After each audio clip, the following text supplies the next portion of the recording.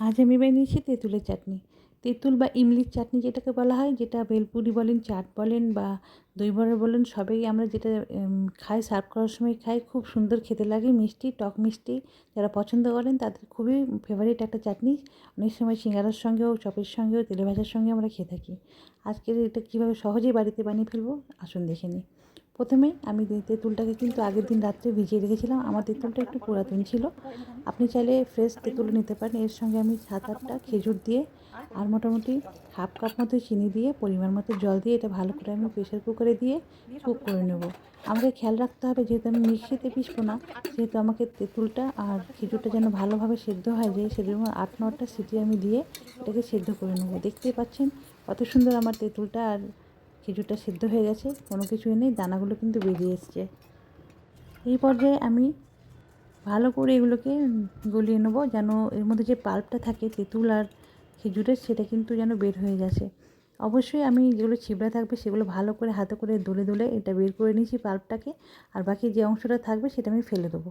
এটা কোনো কাজে আসে না, এটা আপনি ফেলে দিতে পারেন বা বাসন পরিষ্কার করার ক্ষেত্রে আপনি ইউজ করতে পারেন।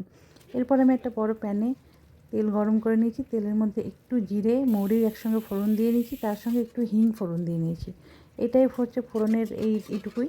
এরপর আমি সমস্ত যে মিক্সচারটা আমি তৈরি করেছিলাম সেটা আমি এর মধ্যে প্যানের মধ্যে ঢেলে দেবো। একটু দেখতে পাচ্ছেন জল দিয়ে যেহেতু সেদ্ধ করেছিলাম, একটু পাতলা কনসিস্টেন্সি আছে। আপনি চাইলে এটাকে ঘন করে নিতে পারেন জাল দিয়ে, বা আমি এটাকে একটু কর্নফ্লোর দেবো।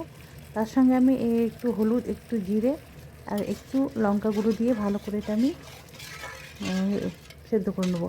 এর মধ্যে আমি একটু আদা পাউডারও দিয়েছি, আপনি চাইলে এটা স্কিপ করতে পারেন। ভালো করে এটা আমি ফুটিয়ে নেবো। ফুটিয়ে নেওয়ার পর আপনি চাইলে এটা ভালো করে জাল করে অর্ধেক করে নিতে পারেন।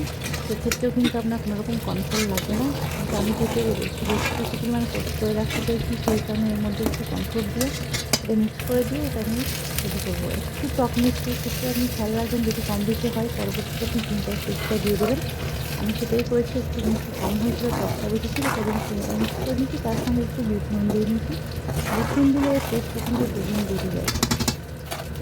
এরপর আমি ভালো করে এটা জাল করে নেবো। ভালো করে ফুটিয়ে নেওয়ার পর আমি এর মধ্যে একটা কর্নফ্লোরের মোটামুটি হাফ কাপ মতো কর্নফ্লোর নিয়েছি, তার সঙ্গে একটু জল মিশিয়ে গুলে নিয়ে, কর্নফ্লোরটা যেরকম চাইনিজ রেসিপিতে আপনি ইউজ করেন সেভাবে কিন্তু এর মধ্যে দিয়ে একটু ভালো করে আঁচটা কমিয়ে দিয়ে ভালো করে নাড়তে থাকবে। 2 থেকে 3 মিনিট থেকে 5 মিনিটের বেশি আপনার সময় লাগবে না। ভালো করে এটা নেড়ে নেড়ে দেখবেন এটা খুব সুন্দর গাঢ় একটা ঘন শসা পরিণত হয়েছে। এটা আপনার চাটনি বা তেঁতুল আর খেজুরের চাটনি বা ইমলির চাটনি বলে যেটা দোকানে পাওয়া যায়, সেরকমই খুব সুন্দর দেখতে পাচ্ছেন, ঠিক আর ক্রিমি একটা টেক্সচার এসছে। এটা আমার রেডি হয়ে গেল চাটনি। খুব সহজেই আপনি বাড়িতে এটা বানিয়ে মোটামুটি 6 মাস থেকে 1 বছর আপনি এটা ফ্রিজে স্টোর করে রাখতে পারেন। যে কোনো ভাজাভুজি বা বড়া বলেন, চাট বলেন বা যে কোনো জিনিসে আপনি সার্ভ করে এটা খেতে পারেন।